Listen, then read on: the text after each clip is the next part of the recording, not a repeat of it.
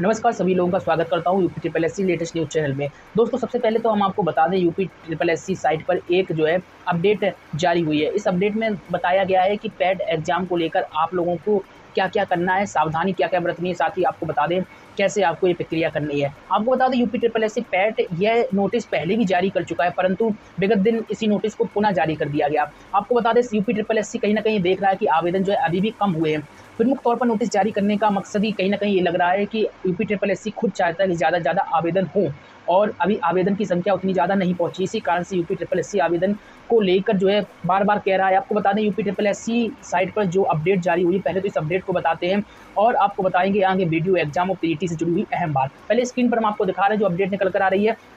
प्रारंभिक अहर्ता परीक्षा पीईटी यानी कि प्रिलिमिनरी एलिजिबिलिटी टेस्ट 2021 को लेकर जानकारी शेयर की गई है। आपको बता दें यही जानकारी पहले भी शेयर की जा चुकी है। जो अहम बात है वो हम आपको बताएँगे।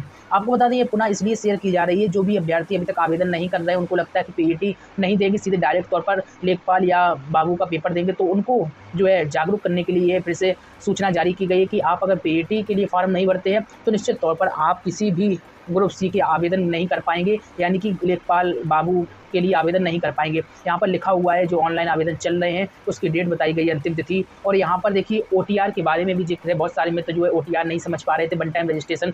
हालाँकि आपको बता दें यूपी ट्रिपल एससी ने एक बड़ा मूर्ख जो है छात्र-छात्राओं को बनाया, ये कह सकते हैं। खुद छात्र-छात्राओं का अभ्यर्थियों का आरोप है कि ओटीआर जब ओटीआर का कोई मकसद ही नहीं है, जब पूरा डिटेल फिल करा ली, तो ओटीआर के तहत जो है फार्म फिल क्यों नहीं हो रहे? ऑटोमेटिक ओटीआर नंबर जो जारी हुआ उसके तहत फार्म क्यों नहीं भरे जा रहे हैं? यानी कि ओटीआर जिन छात्रों ने कर लिया, जिन अभ्यर्थियों ने कर लिया, उनको भी जो है पैट के फार्म के लिए अलग से भरना पड़ेगा, अलग से फीस देनी पड़ेगी। यहाँ पर ये लिखा हुआ है कि अगर आपने ओटीआर रजिस्ट्रेशन करा लिया, उससे कोई मतलब नहीं, यानी कि ओटीआर गया, अब आप समझ लीजिए। और लेकिन अब आपको बता दें जो नया पीईटी के फार्म निकला, इसको लेकर आपको आवेदन करना ही करना होगा, ओटीआर को भूल जाइए। यहाँ पर इसका भी उल्लेख है। आगे आपको बता देते हैं, स्पष्ट तौर पर तीसरे नंबर पर लिखा हुआ है प्रारंभिक अहर्ता परीक्षा की अनिवार्यता। उत्तर प्रदेश अधीनस्थ सेवा चयन आयोग की परिधि में आने वाले विभिन्न विभाग। यहाँ पर बड़ी गौर से सुनिएगा। अभी हम कुछ विभागों के बारे में आपको बताने वाले हैं कि कौन-कौन से विभाग में जो है पैट अनिवार्य है, यानी कि अगर इन विभाग में आपको भर्ती चाहिए तो पीईटी के लिए आपको आवेदन करना ही पड़ेगा। सबसे पहले तो बता दूं कि विभिन्न पदों के लिए जो ग्रुप सी के होते हैं, उनके लिए आपको प्रारंभिक अहर्ता परीक्षा पास करनी जरूरी है और उसके बाद आप जो है सेकंड स्टेज में जा पाएंगे, अन्यथा की स्थिति में जो है नहीं जा पाएंगे। यहाँ पर देखिए मेरिट का जिक्र किया गया है।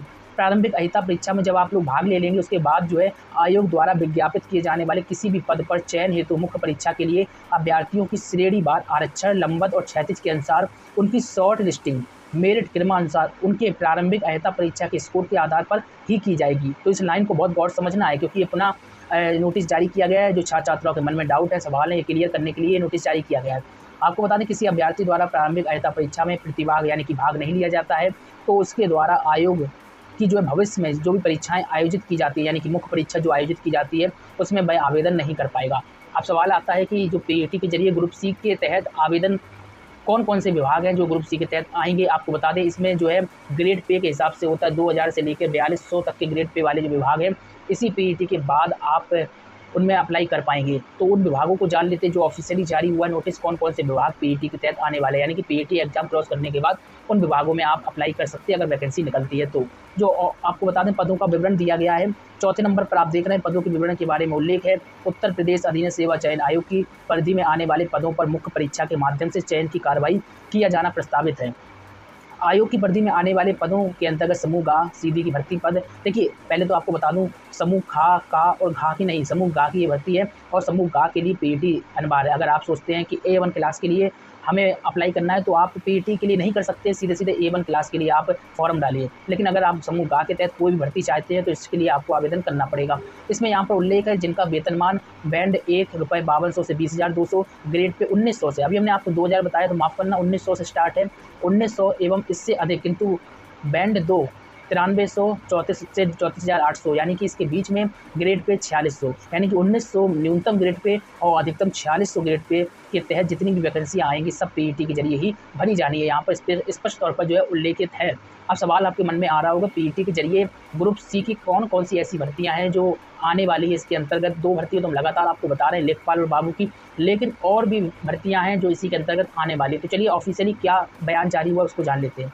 सबसे पहले देखिए समूह गा के समस्त पद जैसे कि कनिष्ठ सहायक, आशुलिपिक, गन्ना पर्यवेक्षक, ग्राम पंचायत अधिकारी, ग्राम विकास अधिकारी, राजस्व लेखपाल, चकबंदी लेखपाल, लैब टेक्नीशियन, सहायक लेखाकार, कृषि प्रावधानिक सहायक, आबकारी सिपाही, स्वास्थ्य कार्यकर्ता महिला, मुख्य सेविका और अनुदेशक आदि आते हैं। तो आप लोगों को पता चल गया होगा कि ये सब जो है पद ग्रुप सी के अंतर्गत आएंगे। अगर आप भविष्य में इनके लिए अप्लाई करना चाहते हैं तो पीटी के बिना जो है आप अप्लाई नहीं कर पाएंगे, स्पष्ट तौर पर लिखा हुआ है। और शैक्षिक योग्यता के बारे में भी आप पढ़ सकते हैं और आयु सीमा के बारे में भी आप पढ़ सकते हैं। और देखिए जो स्कोर होगा 1 साल के लिए वैलिड होगा, यानी कि जो आप नंबर प्राप्त किए होंगे आपके नंबर 1 साल के लिए वैलिड होंगे। और अगर आप दोबारा पीईटी होता है, हालांकि जब प्रदेश सरकार ने ऐलान किया था पीईटी को लेकर, तब ऐलान ये किया था कि साल में पीईटी 2 बार होगी, जो आपके मैक्सिमम नंबर होंगे वही नंबर को आधार माना जाएगा। लेकिन अब सरकार कह रही है कि 1 साल के लिए पीईटी का नंबर वैलिड होगी। तो कहीं ना कहीं आप समझ सकते हैं कि पीईटी 1 साल में अभी फिलहाल एक ही बार होगी, और जो सत्ता परिवर्तन होता है या सत्ता वापसी होती है तो वो सरकार डिसाइड करेगी कि पीईटी कब कराना है, कराती है या फिर नहीं कराती है, नियम बदल देती है तो भविष्य बताएगा। लेकिन पीईटी 1 साल के लिए नंबर आपके वैलिड होंगे, स्पष्ट तौर पर लिखा हुआ है। अब आपको बता दें, आप लोगों के द्वारा काफ़ी विरोध प्रदर्शन में देख रहा हूँ सोशल मीडिया साइट्स पर हो रहा है, फेसबुक वगैरह में हो रहा है। मैं कमेंट बॉक्स भी पढ़ता हूँ तो कमेंट बॉक्स में भी आप लोग मांग कर रहे हैं पीईटी को रद्द करें।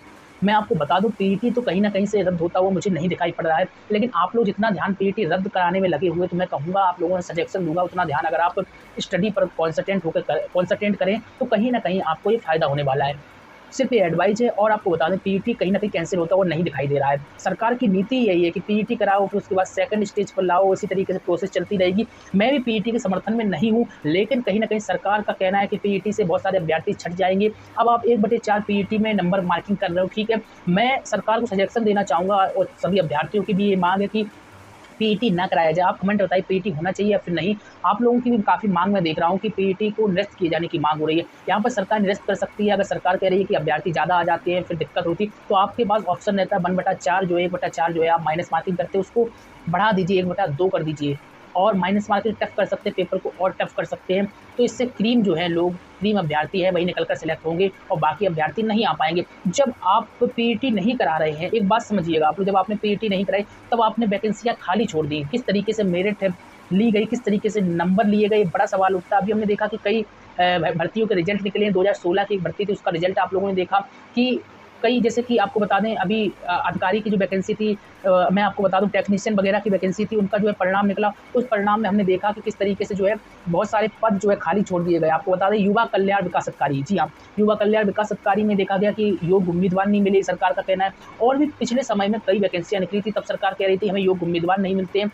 सवाल यहाँ पर है आपकी मेरिट सूची किस तरीके से आप लेते हैं, किस तरीके से योग्य उम्मीदवार नहीं मिल रहे हैं, इसको लेकर अभ्यर्थियों के मन में संशय की स्थिति रहती है। जो डिसक्वालीफाई होते हैं अभ्यर्थी, वो सोचते हैं कि सरकार ने हमें क्यों नहीं लिया, बल्कि नंबर भी उनके अच्छे खासे होते हैं लेकिन उनको क्यों नहीं लिया, ये बड़ा सवाल है। और उनको डिसक्वालीफाई क्यों कर दिया गया और बता दिया गया सीट अभ्यर्थी योग्य उम्मीदवार नहीं मिले, इस कारण से सीट खाली रखी जाएगी और भविष्य में जो है वैकेंसी अगर ये निकलती तो उसमें इस सीट को फिल कर दिया जाएगा।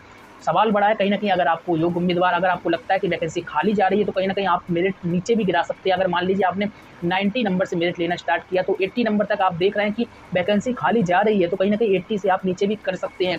ये अभ्यर्थियों के मन में तमाम प्रकार के संशय उत्पन्न कर रही है मेरिट सूची की कैसे वैकेंसियाँ खाली चली जाती हैं। ये बड़ा सवाल है निश्चित तौर पर, क्योंकि गवर्नमेंट वैकेंसी है, कोई संविदा या मनरेगा या आपको बता दें प्राइवेट नौकरी नहीं है। इसी कारण से बड़ा सवाल उठ रहा है और सरकार से मांग कर रहे हैं अभ्यर्थी की खाली वैकेंसी को न रखा जाए। अगर मेरिट सूची में अगर नहीं आ रहे तो मेरिट जो सरकार टॉप से लेती है बॉटम तक लीजिए, ताकि कोई भी जो है अभ्यर्थी वंचित न रहे, साथ ही उसको भी सरकारी नौकरी मिल सके। चूँकि मेहनत सभी कर रहे हैं और जो आप वैकेंसी खाली छोड़ देते हैं, कहते हैं योग्य उम्मीदवार नहीं मिल रहे हैं, तो कहीं ना कहीं योग्य उम्मीदवार क्यों नहीं मिल रहे, ये भी बड़ा सवाल है। कहीं ना कहीं अभ्यर्थियों का कहना है कि उनको सिलेक्ट क्यों नहीं किया जाता है। आपको बता दें 69,000 को लेकर भी अभी अभ्यर्थी कई आरोप लगा रहे हैं। राष्ट्रपति को भी उन्होंने प्रार्थना पत्र दिया है, अपनी समस्याएं बताई है, राष्ट्रपति को संबोधित दिया है, आपको बता दें। और इसमें कुछ शिक्षा मित्र वगैरह इच्छा मृत्यु मांग रहे हैं, कुछ जो है अभ्यर्थी इच्छा मृत्यु की मांग कर रहे हैं। और भी आपको बता दें ट्विटर पर इन्होंने अभियान चलाया। आप लोग भी अभियान चला सकते हैं अगर आप चाहते हैं पैट को रद्द किया जाना चाहिए, लेकिन कहीं ना कहीं सरकार का मूड पैट को रद्द करने की तरफ दिख नहीं रहा है। क्योंकि पैट की परीक्षा कराए जाने को लेकर कई एजेंसियों को चयनित किया जाएगा, अलग अलग एजेंसियों को चयनित किया जाएगा। UPSSC के चेयरमैन द्वारा स्पष्ट तौर पर बता दिया गया था कि अब एक ही एजेंसी को काम नहीं मिलेगा, विभिन्न एजेंसियों को काम मिलेगा। इससे जो है नकल, पेपर लीक जैसी समस्या जो है नहीं आएगी। ये सरकार का और आयोग का कहना है, तो भविष्य बताएगा जब पेपर होंगे कि वाकई में ज़मीनी स्तर पर क्या होने वाला है। अब सवाल आता है वीडियो एग्जाम का, तो निश्चित तौर पर वीडियो कोर्ट से जैसे डिसीजन आता है वैसे ही सरकार सबसे पहले कहीं ना कहीं वीडियो का एग्जाम कराएगी। चूँकि आपको मालूम है कि पैट को लेकर जो है सरकार मूड बाद में, पैट की परीक्षा बाद में कराई जाएगी, लेकिन पुराने जितने भी एग्जाम पहले कंडक्ट कराए जाएंगे, जैसे कि रिजल्ट हो गया या फिर आपको बता दें एग्जाम हो गए, सब एग्जाम जो है पहले कराया जाना सरकार का लक्ष्य है। और इसके बारे में आज जो है आयोग के चेयरमैन ने जो है सूचना नहीं जारी की। ये सूचना आपको बता दें 1 से 1.5 महीने पहले ही जारी कर दी थी कि सबसे पहले जो है पुराने परिणामों को जारी किया जाएगा, पुरानी परीक्षाओं को कराया जाएगा और उसके बाद फिर जो है पैट वगैरह जो है नई परीक्षा होगी। उत्तर प्रदेश में सिर्फ पैट ही नया होना है, पैट के बाद जो है सेकंड स्टेज होगी, जो भी परीक्षा आयोजित कराए। मुझे तो लगता है सभी फार्म जो है एकत्रित करके एक ही जो है समय में फिल कराए जाएंगे, ताकि ऐसा तो होगा नहीं कि बाबू का बाद में निकाल दिया फिर उसका निकाल दिया। ग्रुप सी के जितने भी फार्म होंगे सब आपको एक ही साथ मिलेंगे, आप आवेदन एक साथ कर पाएंगे। मुझे ऐसा ही लग रहा है कि ऐसा देखने को मिलेगा, लेकिन भविष्य बताएगा कि क्या सरकार करने वाली है। पैट को लेकर भी कयास लगाए जा रहे हैं, सितंबर या फिर शुरुआती लास्ट सितंबर तक सरकार पैट एग्जाम आयोजित करा सकती है, लेकिन अभी भी आयोग के ऊपर ये निर्भर करता है।